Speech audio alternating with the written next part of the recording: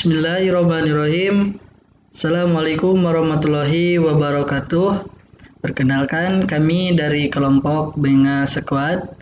Dalam kesempatan kali ini kami akan mempresentasikan sebuah presentasi atau penyajian materi dengan judul Testing White Box Pemesanan Barang pada e-commerce Shopee, di mana presentasi ini ditujukan untuk memenuhi tugas UTS mata kuliah uji kualitas sistem dengan dosen pengampu Bapak Parman yang merupakan dosen di Pancasakti University.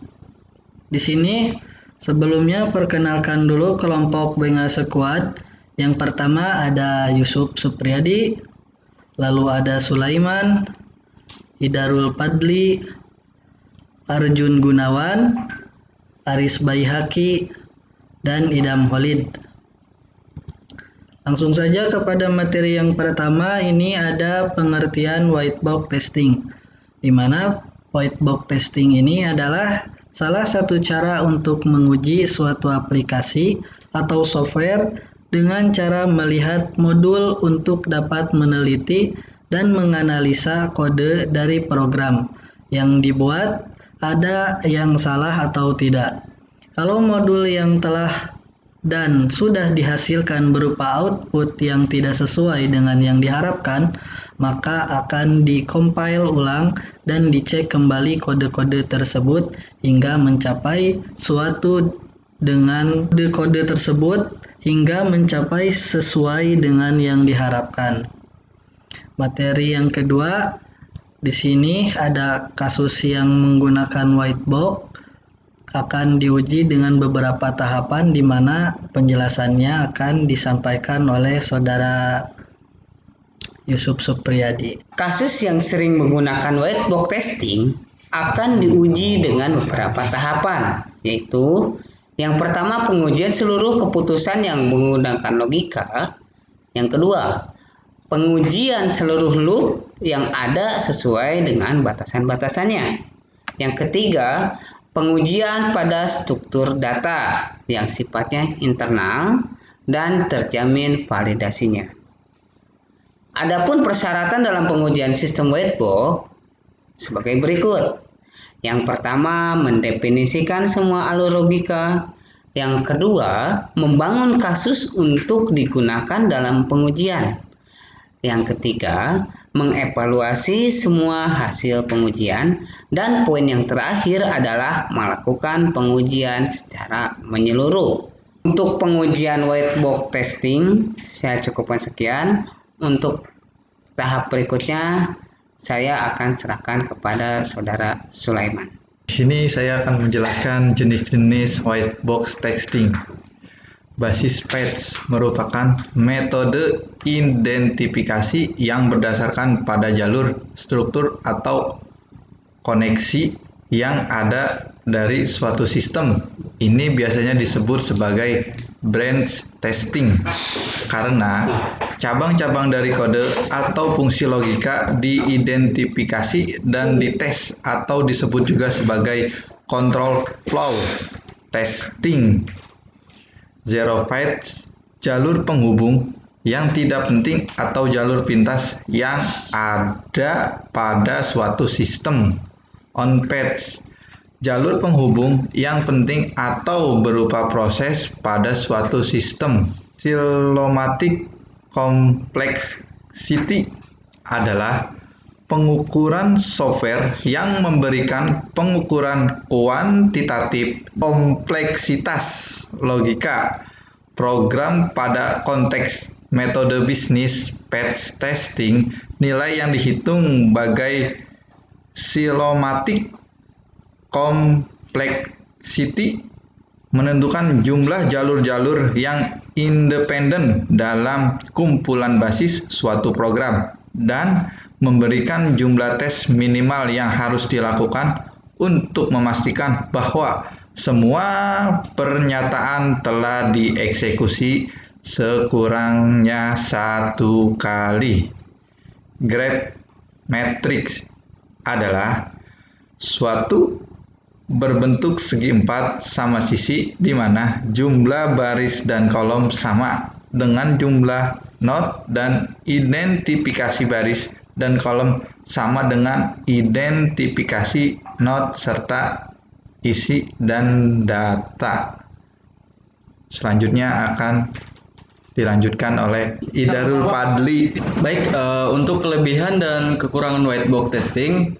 Kelebihan white box testing di sini yaitu pertama, kesalahan logika menggunakan sintek if dan sintek pengulangan, dan langkah selanjutnya metode white box testing ini akan mencari dan mendeteksi segala kondisi yang dipercaya tidak sesuai dan mencari kapanpun suatu proses perwawangan diakhiri.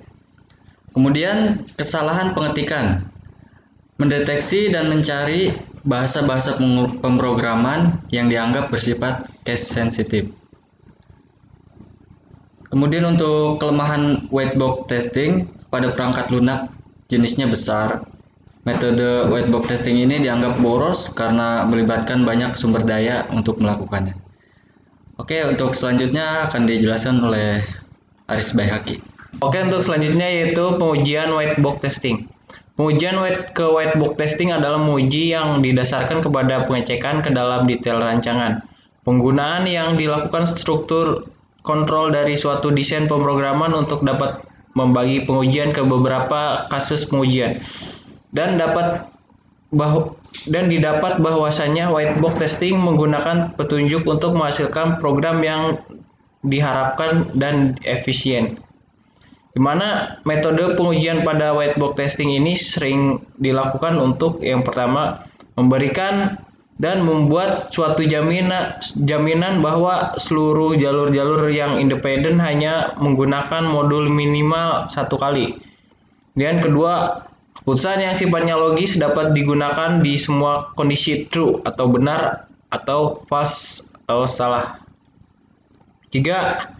Mengeksekusi seluruh perulangan yang ada kepada batas nilai dan operasional di setiap situasi dan kondisi. 4. Syarat yang dilakukan dalam menjalankan strategi white box testing. 5. Mendefinisikan tentang seluruh alur-alur logika yang ada. 6. Membangun dan membuat suatu kasus yang akan digunakan untuk tahap pengujian. 7. Hasil pengujian yang telah didapatkan akan dilakukan evaluasi kembali. Dan poin terakhir yaitu untuk pengujian yang dilakukan haruslah secara menyeluruh. Mungkin itu materi tentang pengujian white box testing.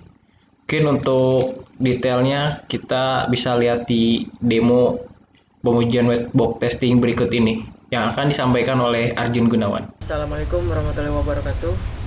Perkenalkan, nama saya Arjun Gunawan, mahasiswa Teknik Informatika semester 8, nomor NPM 17429012, Fakultas Sains dan Teknologi, Universitas Pancasakti Bekasi. Di kesempatan kali ini saya akan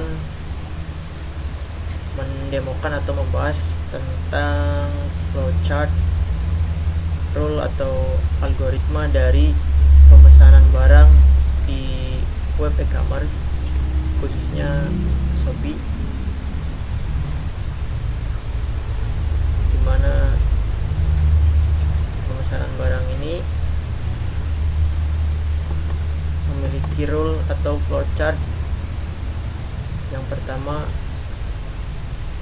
mulai, terus login pada aplikasi Shopee. Saya kebetulan udah login. Ini tampilan home base nya.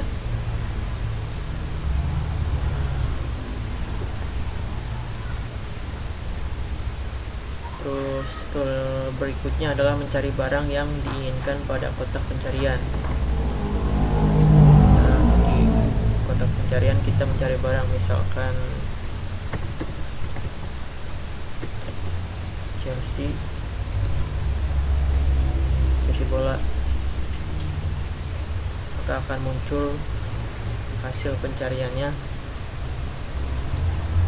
Misalkan saya akan memesan jersey bola ini, Gregory. Kita klik.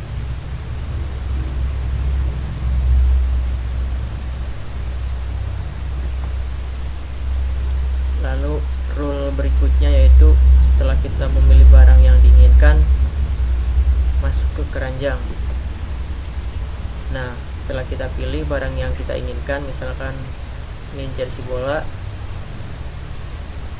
warna hitam ukuran S, lalu kita masukkan ke keranjang. Setelah ditambahkan, nah di sini akan muncul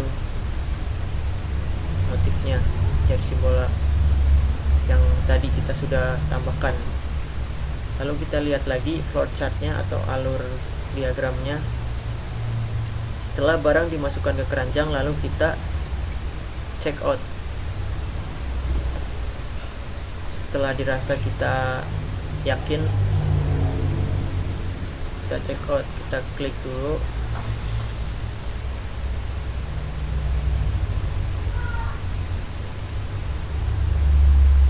Nama detail barangnya jersey bola, kuantitinya 1.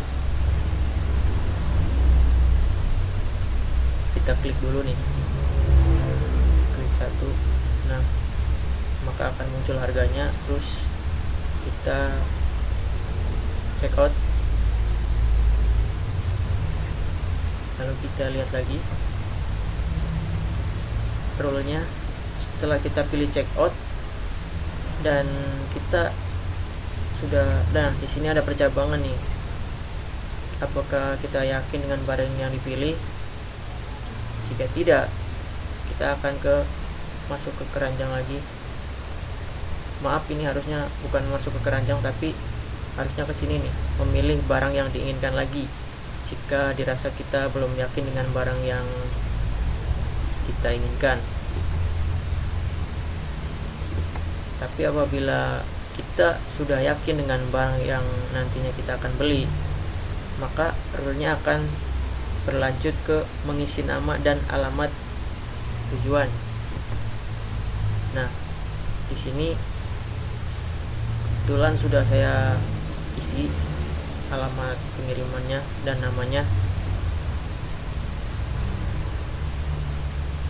Terus ke bawah detailnya, detail barangnya, kuantitinya, dan totalnya. Setelah mengisi nama dan alamat tujuan, kita selanjutnya akan memilih metode pembayaran. Nah, di sini di e-commerce Shopee ada transfer bank, banyak pilihannya juga. Ada bank BCA, Mandiri, dan lain-lain. Bisa kartu kredit juga, atau debit online, atau bahkan COD juga, dan masih banyak lagi. Dan saya sih biasanya menggunakan metode pembayaran ShopeePay. Kebetulan ShopeePay saya belum di top up, saldonya kecil banget ya.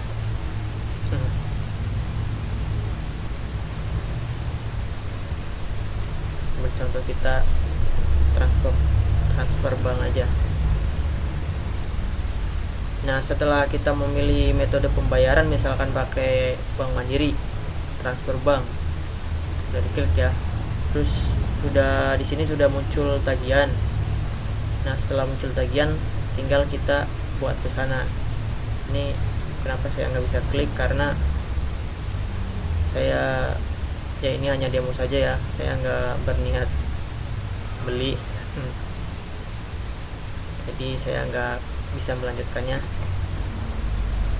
Dan rule berikutnya yaitu setelah memilih metode pembayaran, kita konfirmasi. Nah, sama kayak tadi, ini buat pesanan sama aja kayak konfirmasi. Setelah dikonfirmasi, maka barang akan dikemas oleh penjual.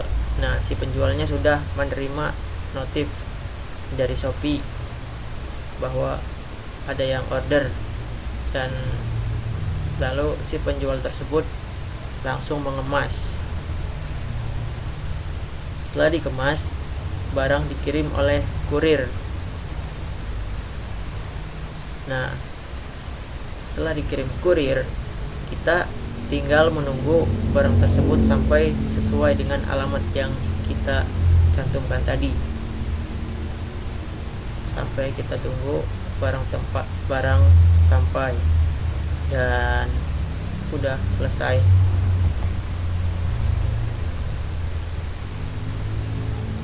Ya mungkin itu saja sih ya rule dari atau algoritma dari pembelian barang atau pemesanan barang melalui e-commerce Shopee. Mungkin itu saja, kurang lebihnya mohon maaf. Saya serahkan kembali ke moderator ya. Terima kasih. Assalamualaikum warahmatullahi wabarakatuh.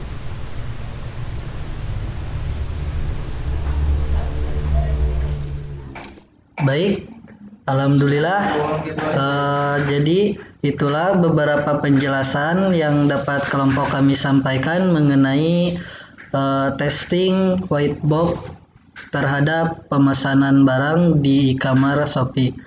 Untuk penjelasan kami dicukupkan sekian.